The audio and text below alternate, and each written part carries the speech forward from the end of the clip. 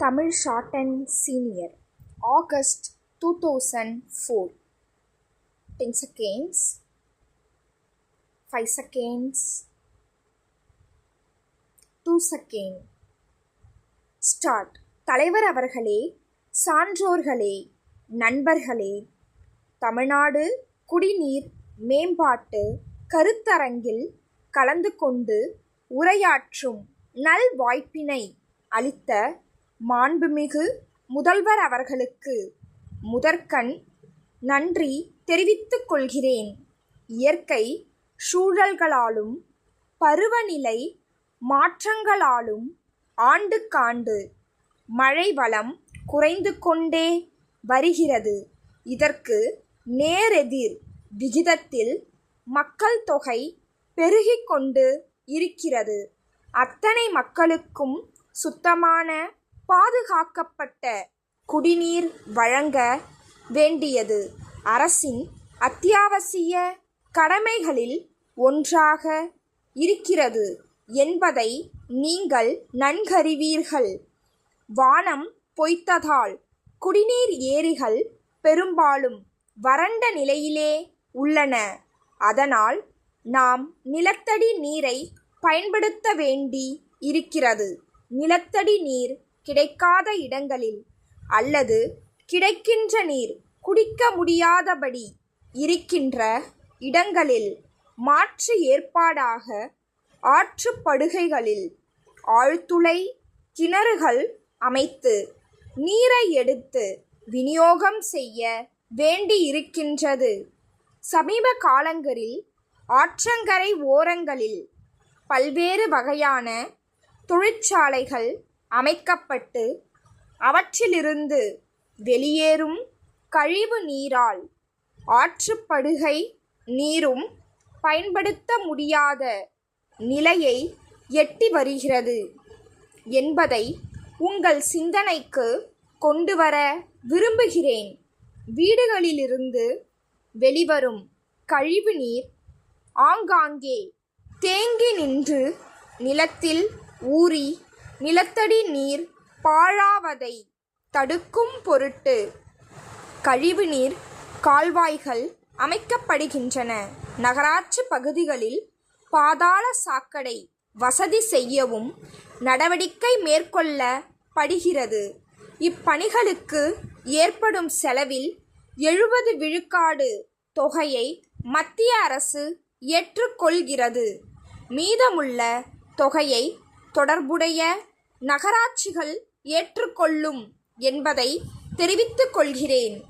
மேலும் ஆற்று நீரோடு கழிவு நீர் கலப்பதால் ஏற்படுகின்ற பாதிப்புகள் பற்றியும் அவற்றை தடுப்பது பற்றியும் ஆய்வறிக்கை அளிப்பதற்காக அமைக்கப்பட்ட குழு தன்னுடைய அறிக்கையினை அரசுக்கு அளித்துள்ளது.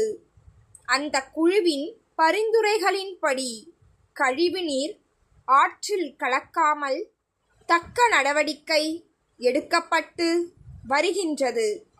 ஆற்றங்கரை ஓரங்களில் புதிய தொழிற்சாலைகள் தொடங்கப்படுவதற்கு தடை விதிக்கத்துள்ளோம்.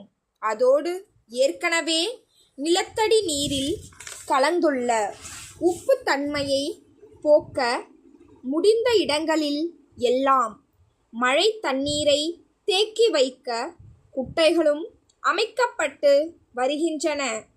இப்படிப்பட்ட நடவடிக்கைகளை எல்லாம் நாம் மேற்கொண்டாலும் இன்னும் 20 ஆண்டுகளில் மக்கள் தொகை பெருக்கத்தாலும் வேதியியல் மாற்றங்களினாலும் கடுமையான வறட்சியை சந்திக்க நேரிடும் என்று விஞ்ஞானிகள் எச்சரிக்கை விடுத்துள்ளனர். அதனால் நாம் கடல் நீரை குடிநீராக மாற்றும் கட்டாயத்திற்கு தள்ளப்பட்டுள்ளோம்.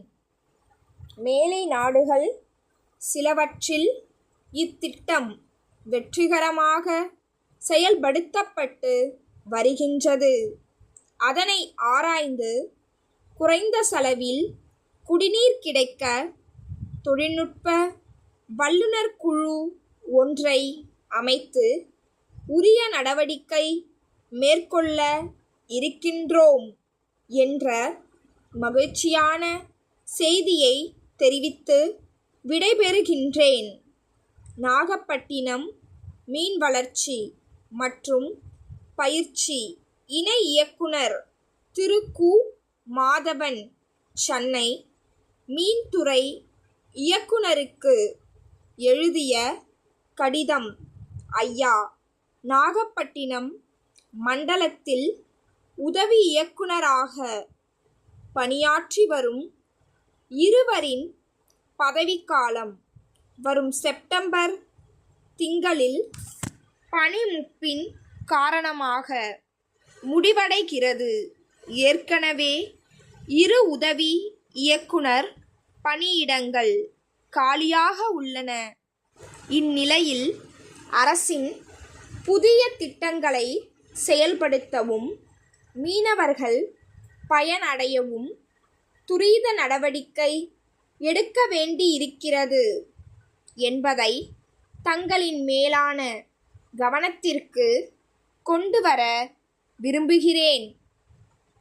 அரசின் புதிய திட்டங்களை செயல்படுத்தும் போது அவ்வப்போது குறுக்கிடுகிற நடைமுறை சிக்கல்களை தீர்த்து வைக்க அனுபவமிக்க அலுவலர்களின் வழிகாட்டுதல்கள் பேருதவியாக அமையும். நாட்டுப்படகு, விசைப்படகு மீனவர்கள் இடையே ஏற்படுகின்ற சண்டை சச்சரவுகளை தீர்த்து வைப்பதே பெரும் பிரச்சனையாக இருக்கிறது. மேலும் இறால், நண்டு போன்றவற்றின் ஏற்றுமதிக்கு புதிய வசதி வாய்ப்புகள் உருவாகி இருக்கின்றன. அவற்றை நல்ல முறையில் பயன்படுத்திக் கொள்ள வேண்டும். ஆகவே காலி இடங்களை நிரப்ப நடவடிக்கை எடுக்க வேண்டுகிறேன். தங்கள் நம்பிக்கையுள்ள staff. Please subscribe my channel.